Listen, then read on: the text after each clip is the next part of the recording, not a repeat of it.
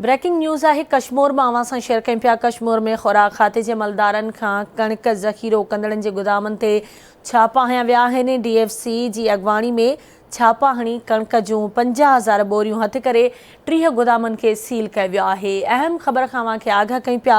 कश्मीर में खुराक खाते जे अमलदारनि कणिक ज़ख़ीरो कंदड़नि जे गोदामनि ते छापा हया आहिनि।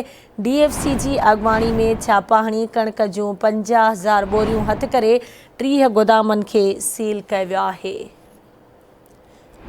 तफ़सील मालूम कंदासीं कश्मीर मां आवाज़ न्यूज़ जे रिपोर्टर अहमद अली सियाल खां। अहमद अली, कहिड़ा तफ़सील आहिनि, आगाह कजो।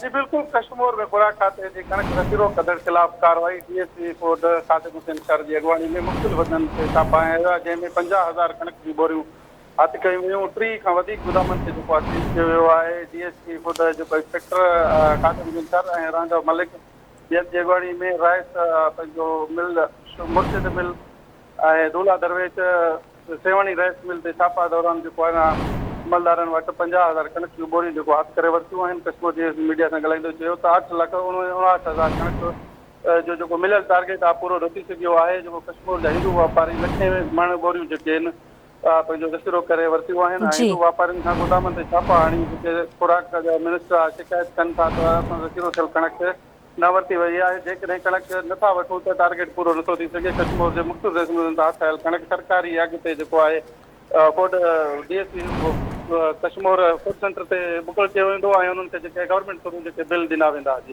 ठीकु आहे, तव्हांजी वॾी महिरबानी अहमद अली तफ़सील खां आगाह करण जे लाइ।